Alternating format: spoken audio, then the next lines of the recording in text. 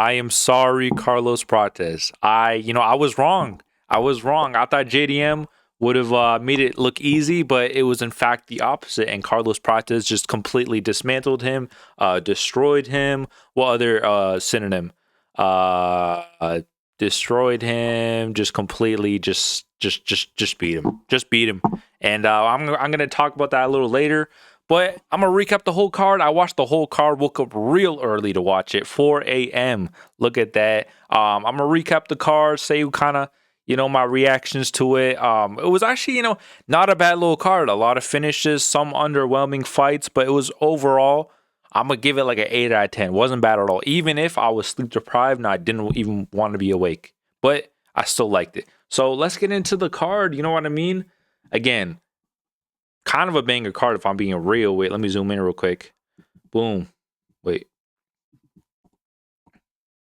That should be good. Let's start off from the beginning. Starting off with Don Marfan versus Cody Steele. I did pick Cody Steele, so I am completely a genius. Let's just keep it at that. But nah, Cody Steele, I'm not gonna lie, I did not see it going like this. Got the takedown early and just he was smudging Don Marfan for a bit. There were some fun scrambles, but then he got the heel hook or whatever. Bro, I don't even know what that submission was, but for some reason this guy Paul Felder was like glazing it for like 4 minutes. It was a good submission, bro. It was a good submission. We get it, bro. This guy had to replay it like 10 times, glazing it. Good submission from Cody Steele. It was like this arm. No, my fault, not arm. It was like this leg lock kind of heel hook, whatever. But my little theory on this finish was I feel like Don Marfan, I feel like he panic attacked. I feel like he panic tapped. You can definitely see, at least, I am very, I see details very distinctively. After he tapped, you could see he felt like he was like disappointed in himself, which I don't know, maybe just because he lost, but I'm just saying maybe he panic tapped. He thought his ankle like snapped or something, but it wasn't. You know what I mean? It wasn't like that. But now Cody Steele, good performance for him. Yeah, good performance. What can I say? I got it right as well. Moving on though. Next up, we got Jonathan Michaela versus Themba Gorimbo, a split decision. First of all, I underrated Themba Gorimbo a lot. He actually had a pretty good performance in there. I thought it would be a lot more competitive. A lot less competitive than what it was. I thought Jonathan McCaleb would kind of show levels in there just a bit. But on the striking, Themba is actually kind of nice with it though. Like he was throwing this right hand down the middle, and it was money. Like he was landing that almost. I'm not gonna say almost every time, but he was landing that very often, and powerful as well. Jonathan McCaleb, he does have a chin on him though. But as the fight went on, you know what I mean? It just started becoming more barbecue chicken for Jonathan McCaleb. Themba, I'm not gonna lie, he gassed a bit. Still competitive, he's still in there. But bro, in that third round, it was pretty much like it was easy for McCaleb, bro. Let's be real. Themba was pretty much just gas. Let's be real. I don't know why I keep saying that. But nah. Jonathan McCaleb, very close fight. It was a split decision. I do think they got it right, the judges. McCaleb definitely won. You could definitely tell he's only 26 years old. He's not that smart of a fighter, or maybe he's just inexperienced. My bad. A little inexperienced, but he'll get there. Themba, unlucky. Had a good performance. I'm not gonna lie. I thought he was gonna get smoked, if I'm being real. Like, look at the odds. Minus 250 favorite. That's what y'all thought as well, not just me. If I'm being come on, huh? But nah, Jonathan McCaleb, good performance. A split decision though. We need to get a unanimous next time. You know what I mean? But nah, moving on though. Next up we got Ben Johnston versus Wes Schultz. I'm going into this fight. I did not know who either of these guys were, if I'm being real. Wes Schultz did fight in the UFC before. But I just didn't. I don't know if maybe I just didn't watch that card or something like that. I think he got knocked out as well. But nah, Ben Johnson was doing really good. He comes from the CKB. I'm pretty sure he's a coach at CKB. Where Izzy trains in that. So I thought he would have crisp like striking, but he came into this fight just purely grappling, which I did not expect. I thought it was going to be a striker versus a grappler. But it was just two grapplers in there, which I was not hating because this is honestly one of the more underrated fights on the card. The scrambles was very entertaining. Like usually, I'm not a hater for grappling at all, but you can tell when someone grappling is like it's boring. Let's be real. It's smudging. It's just sitting on them, whatever. But nah, here it was a lot of fun scrambles, going for jumping gillies, jumping submissions, all that. Ben Johnson did have the benefit though; he was doing better, if I'm being real. But I mean, he was up 2-0 after the first 2 rounds, but then Wes Schultz, his corner, they struck a mean motivational speech. We need to finish this guy. We need to strike when we need to knock him out. He's chinny, all that. Because he almost did knock him out in the second round. He landed this really good knee on Ben Johnson, but in that third round, I don't know. Wes Schultz, like something just went in him. He was just jumping every single submission. Which Ben Johnson, he was doing good of getting out of the submissions, right? He was doing very good submission defense. But you can definitely tell after like the fourth one in the same round, he was just like, yeah, I'm done with this, bro. I'm done with this. He tapped. He was literally smiling after he tapped. So I don't know. That's what I'm saying. I feel like he was just kind of like, yeah, it's not worth it no more. You know what I mean? He was tired, all that. Wes Schultz, I'm pretty sure it was a guillotine, if I'm pretty sure, that he submitted him with. But now Wes Schultz gets it done. He was losing the first 2 rounds. He needed a finish. He got the finish though. So congrats on him. He had a pretty funny post-fight interview as well. He's like, I hate you, Uncle Tom, or something. I don't even know what he said. Something like that. I'm sleep deprived, as you probably can tell. But moving on though. Good performance. Ben Johnson's not too bad either. Moving on. Kobe Thickness versus Vince Morales. I'm not gonna lie. Probably one of the fights that kind of it's just not that great, if I'm being real. Kind of goes under the radar as it should.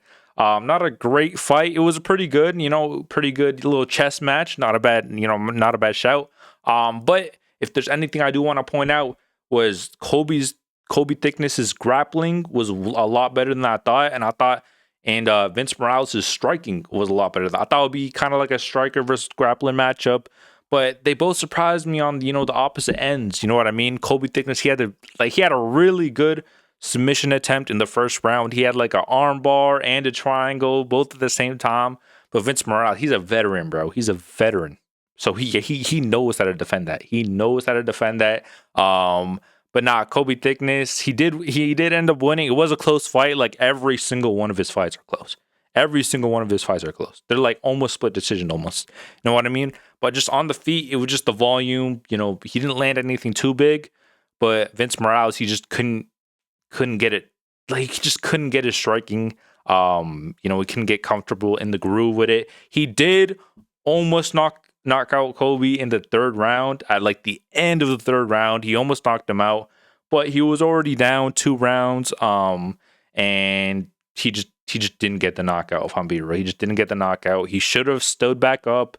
He went for the ground and pound. Kind of just stayed on Kobe's his stomach, but he should have went back up and maybe went for the finish. But I don't know. I mean, you're a veteran, but you should know that. But I don't know. Maybe he wanted a sub or something. But Kobe wins it. The crowd was going crazy. I don't know if it was because of him or it's because of Volk in his corner. I'm not really sure. But good win nonetheless. 2-1 in the UFC. Not bad at all. Excited to see, his next fight. Not that excited, if I'm being real. But moving on. Jacob Malkoun versus Gerald Meerschaert. I feel like this probably one of the worst fight on the card. Maybe not. Maybe not the worst. Okay, probably the second worst fight on the card. As you can see, Jacob Malkoun's 1,100 favorite.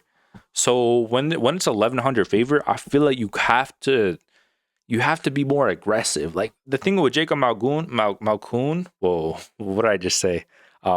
Jacob Malkoun. All right, I don't know even why I said that.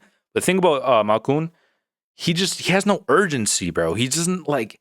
Sometimes when you see your opponent hurt or you see them kind of have bad body language, sometimes you gotta attack. He just doesn't have that. Even his last fight against Therese Finney, right? Therese Finney literally didn't he like break his ACL? Like he snapped his ACL in like the first minute. Why did that fight go to a decision, bro? You should be finishing a guy with one ACL, and then a guy like Gerald Meerschaert, brother, he is slow. No disrespect, no, don't. I love GM3. But he is he is slow, he's old, his defense is just completely garbage. Literally the only defense he had when you would like go forward was like a right hand.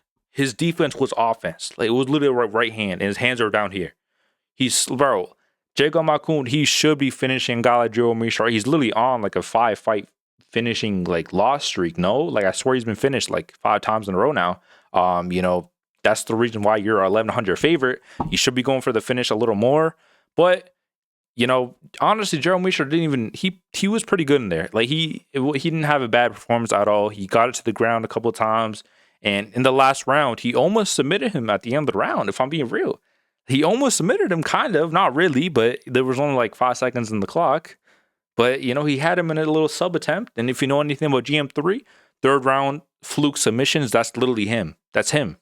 But nah, Jacob Malkoun gets it done. I just want to see a little more urgency, bro. Not a bad fighter at all. He trains with Whitaker. He kind of fights like him, kind of a little. A lot of 1-2s.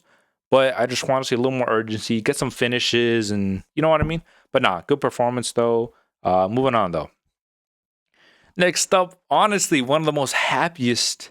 I don't know why. I was just extremely happy when Junior Tafa got the finish. Something about a guy whose UFC stint has been pretty terrible, but he's improving every fight. He's still young. He's improving every fight. It just keeps losing and losing. But it's just amazing to see him get a win, bro. I was actually like happy, bro. I was in like the Roderick emote, the one where he's like, all right, I'm not doing that again. I'm not doing that again. I'm editing that out. Oh my god. But nah, Junior Tafa gets it done by a knockout. Kevin Christian, I'm not gonna lie, no disrespect, but I feel like this guy, you pulled him off he's like a power forward. You pulled him off the basketball team. You put him into MMA, and then you gave him a month of training, and you put him in a fight. That honestly, that's what it feels like, bro. Is because his striking is just so loose and like just not like crisp at all. And he has some good leg kicks. You taught him some leg kicks, but his striking is just not great. He got caught a lot against Junior Tafa. His chin's not bad, if I'm being real, but he just got caught a lot, and he got rocked. And literally, Junior Tafa, he shoved him to the floor and then hit him with some elbows, and that's all. That's all what happened, bro. That's all she wrote. You know what I mean? Great win. I was actually very happy for this. I don't know. You know what I mean? Very happy. Junior Tafa gets it done. But nah, I'm happy, bro. Moving on, though. Next up, the main event of the prelims, Cam Rouston versus Robert Brzyk. I really don't know why I picked Robert Brzyk. I don't know why. Cam Rouston pretty much just dominates in there. Just dominates, striking, grappling, everything. Barely got hit. He's so tall and rangy where he could just throw his jab like this, and then hooks, and then the feint. He was getting him with every feint. Throw a bunch of jabs, all the hooks in that. And then even when Robert, he would kind of sit in and kind of go to the body a little, Cam Rouston he was just so smart, bro. He's just such a good fighter, such a smart fighter. I don't know why I picked against him.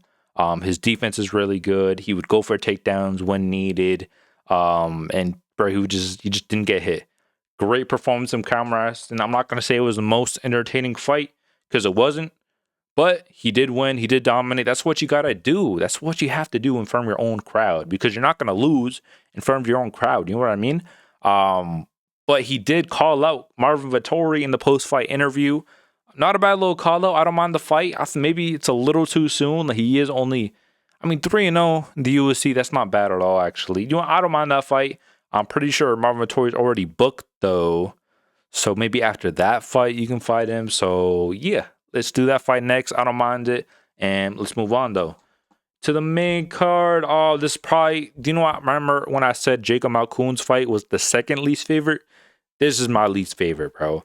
Not because this fight was, completely terrible. It's just because Tai Tuivasa, bro. I'm not gonna lie.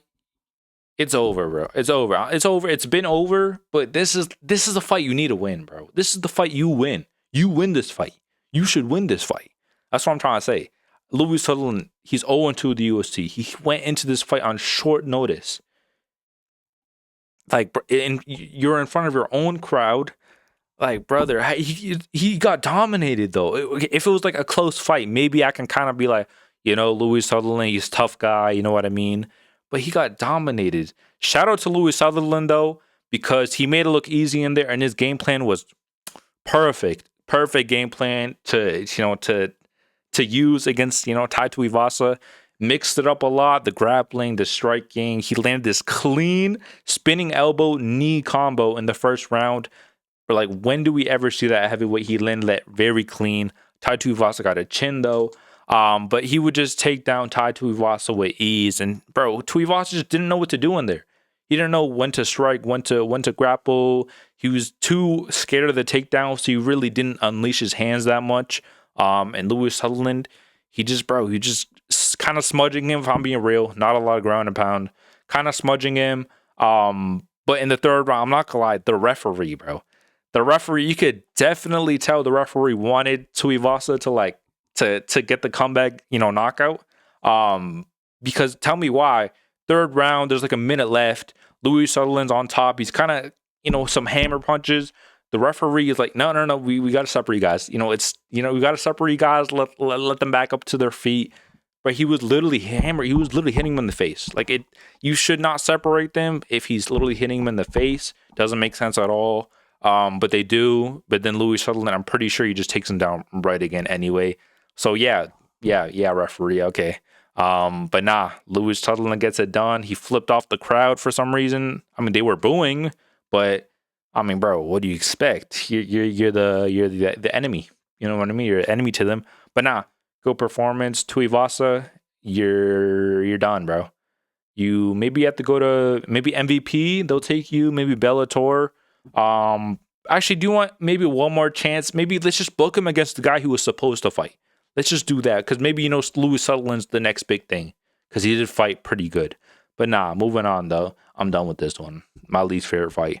Moving on to one of my favorite fights of the night: Shamil Ghazi of the GOAT versus Brando Perisic. I'm not gonna lie, probably it's just the best fight of the night. This maybe this in the main event. Two of the best fights of the night. Such a good fight. It was pretty much a brawl, kind of, not really. It was pretty much Shamil kind of just getting like battered for like 2 rounds for the most part. Brandon Perisic, he's not bad. I kind of underestimate him a bit, but he's not that great. If I'm being real, he's kind of just like a heavyweight, a big heavyweight with just good technique. That's kind of it with him. You know what I mean? Nothing too crazy, but just Shamil, bro. He's literally the definition of kill or be killed.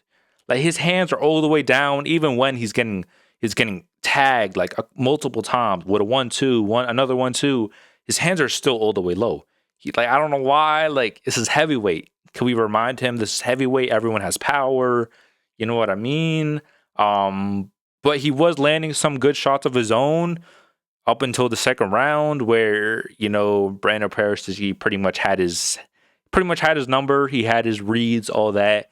And Shamil was cooked. Let's be real. Shamil was cooked. And the finishing sequence was kind of brutal. Not really. It wasn't too bad. I'm not going to lie. His last fight against Waldo Cortes Acosta, I was more sad for that fight just because he kind of just got put out with one punch.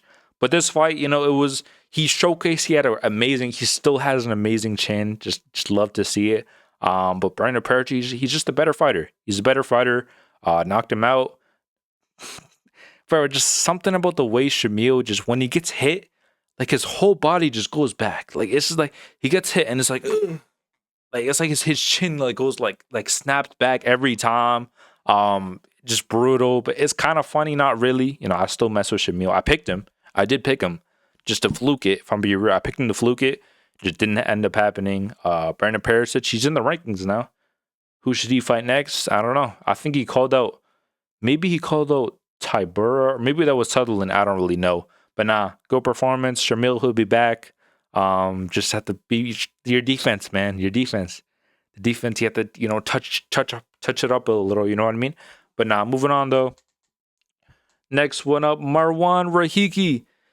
Going into this fight, everyone, including me, kind of we kind of knew he was gonna win, but we're like, yo, he kind of gets tagged every single fight. He does kind of get tagged every single fight. He takes a lot of risks in there, but I love the way he fought today. Like, he was so patient. I feel he definitely did not want to lose or even get tagged against Ali Schmid. I don't know if it's because he was on short notice or, his record. I don't even know. But Marwan, he was very, very patient. And then, bro, when he saw the opportunity, he capitalized with a mean left hook. This left hook landed so cleanly, so cleanly. Is that the right word? Landed so clean on Ollie Schmid. Really, bro, that replay, like I would watch that like 100 times in a row. Very clean. Put him down. Some ground and pound shots. Put him out. Shout out Marwan Rahiki. I like the way he fought. Patience. I like that. He's young. He's hungry. Undefeated. All knockouts at featherweight. Kind of crazy. He kind of fights like Malcolm Wellmaker, if I'm being real. Just I don't know. Something about the left hook and the patience and the front kicks and all that. Yeah. Shout out Marwan Rahiki. Yeah. What else can I say, bro? Just amazing performance. Moving on though. Next up, the featured fight of the evening.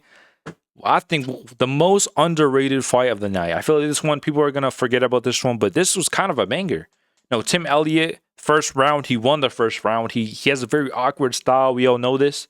Just very awkward, and you could definitely tell Steve Versa, he just didn't know what to do. Like, he just really how do I fight this guy? You know what I mean? But as the fight went on, when I tell you, Steve Erceg was one of the most skilled, like that. He had like a Cody Garbrandt-esque performance after the first round. I'm not even lying. Like, he wouldn't get touched. He had some slick counters, some slick boxing. Oh, bro, it was so just like, it just felt good to watch. I don't know. I liked Tim Elliott as well, but it just, bro, his striking was just so clean. His jab was like, it was like a shotgun, or I don't even know what I'm saying, but it was just so crisp, so clean. The striking, not even just like it was just the boxing, bro. His boxing, probably one of the best in the UFC, if I'm being real. One of the best in the UFC. Kind of surprised Tim Elliott didn't really get rocked at all or dropped. He is 39. But maybe Steve Erceg just, he doesn't have the the heaviest punches. It is flyweight at the end of the day, but just an amazing performance from Steve Erceg. 1 rounds 2 and 3. Just mix it up as well sometimes, with the takedowns. It's just, bro, great performance. Underlooked performance. I already know people are not gonna talk about this performance from Erceg, but just very, very good. Very, very good. Probably one of the best of the nights. Moving on to the co-main event of the evening. Beneil Dariush versus Quillan Salakild. Quillan, as we all kind of knew, he was going to get the first round KO, but Beneil was doing really good. I mean, I feel like we all kind of knew he was going to do it. Like, bro, let's be honest, bro. Beneil, if he had a good chin, he would be top five lightweights. Let's be real. Like, his skills are there. But honestly, I can't even blame it on the chin. I can't blame it on the chin just because he was getting tagged a bit and he didn't go out with the first punch. So you know what that means? He was chewing a lot of gum in the fight week, so that must have made his chin stronger, right? Like, it must have, right? But nah, Quillan, he was trying to test out his grappling against Beneil, but nah, Beneil grappling, one of the best in the division. Quillan really couldn't do much with that. So you could like literally see the moment where he's like, bro, I'm not trying to do this grappling stuff, and he just went full on brawl against Beneil. He was like, yeah, it's time, bro. I'm not gonna lie, it's playtime's over. I'm gonna knock you out real quick. But Beneil, something about Beneil, when people are going forward on him and being aggressive, like, why does he want to brawl with them? Like, surely you know that your chin is just not the greatest, right? Like, surely, because why was he brawling with Quillan? Like, he got tagged, he got dropped, and then he got put out pretty much with the ground and pound shots. I don't know if he was out cold. I'm not gonna lie, it wasn't that brutal of a knockout. Thank you, Quillan.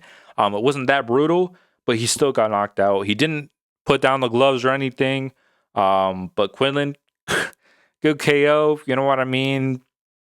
I mean, that's what he had to do. That's what he had to. Bro, his celebration, one of the best celebrations in MMA. I think he goes like, I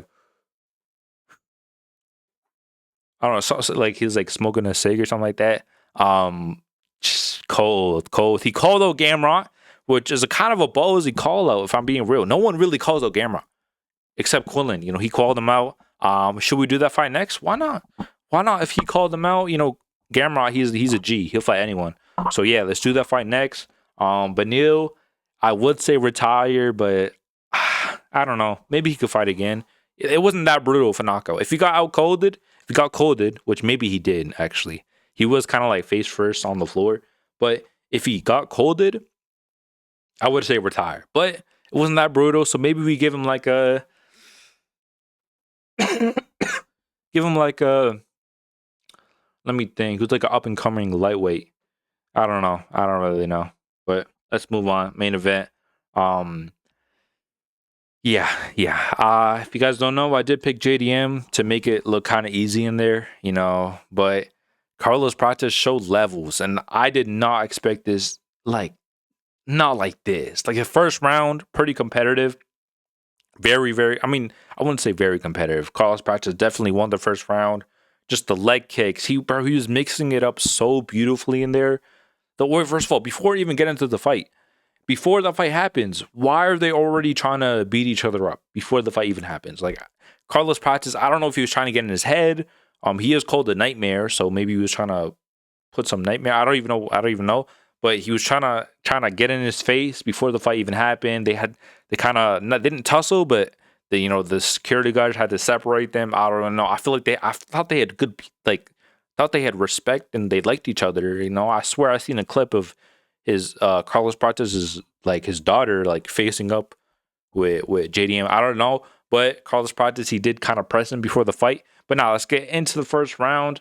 Carlos Prates, the way he mixed it up, the jabs, the leg kicks, bro. The leg kicks and the knees were money in that fight. Were like literally landed and did damage every single time he threw it for the most part. Especially that knee. I don't even know why. Or I feel like JDM, I don't know, bro, why was he so stationary? He was chasing him the whole time. And then when Prates would actually throw, he would just kind of just sit there with his guard up. That's kind of what he was doing. Not a lot of moving, not a lot of, like we saw in his Bilal fight, he was moving a lot. He was moving a lot, stepping back, right? Moving his head, all that. But it was probably because of the leg kicks of Carlos Prates. And, bro, I'm going to say the knee up the middle, landed almost every time, did damage every time. Probably the most damaging strike Carlos Prates threw the whole fight. The 1-2s were good as well, but JDM kind of blocked most of them in the first round. Let me give JDM some credit. He landed some body shots that kind of got Carlos Prates' attention just a little bit, but not really, if I'm being real. He did take him out. He did take him down at the end of the first round, so you know what I mean, I guess. But you could definitely tell Carlos Prates, like bro, after the first round, it genuinely looked like he was just playing with his food. Like he was smiling. He was, he was doing some weird stuff with his hands. He was going like this or something like that. Like, you know what I mean? Like he was genuinely playing with his food. JDM just wasn't throwing much, which I don't blame him because Carlos Prates, the amount of volume this guy threw with the leg kicks, the jabs, he was mixing it up, the 1-2s, the knees, all that. Like genuinely, even the elbows as well, bro. It's so hard to what do you even do against that? You know what I mean? Like really, you have to mix up. And Jaden was trying, but after that first takedown that he got in the first round, he never got one ever since. If I'm being real, maybe he got one more, but Carlos Prates just went straight back up. And then second round, pretty competitive. No, not really. If I'm being real, Carlos Prates, honestly, probably 10-8'd in the second round. In the third round, it was just you can definitely tell. JDM in the corner, he was like, he was like, that's literally what he said. I'm not even lying. His corner pointed it out. And you can definitely tell he went in there. It's just, yeah, I'm not gonna lie. He kind of knew. He kind of knew his leg was cooked. He was getting bloodied in the face. He kind of had some cuts. His body, the body kicks from Carlos Prates as well. Knee to the body, knee to the head. And then just, bro, third round, he was literally just playing with his food. Just throwing stuff, bro. Spinning elbows, 1-2s, knees, leg kicks, all that. I'm pretty sure it was the finishing sequence was the leg kick. JDM kind of just went on his back, and then Carlos Prates just kind of finished him with some ground and pound elbows. Referee stopped it. I'm kind of in shock because I woke up kind of, I did pick JDM, and I do like Carlos Prates more than JDM, but I did pick JDM, and I just kind of feel like why did I do that? Like, can we all agree that JDM is probably, he got rushed to the title a little too soon? One of the most overrated strikers in the UFC. Everyone's saying he's the best striker. Him and Ilya just did not look like that in this fight. Carlos Prates, he actually took his spot instead. But nah, shout out Carlos Prates. Definitely up next for the belt. He did say he wanted the winner of Islam and Gary. So that fight's probably happening next. And he wants the winner. He deserves it. Maybe Morales, though. I don't know. Maybe Morales deserves it as well. But nah, I feel like he deserves it a little more. JDM was the number one contender. So yeah, him for the belt.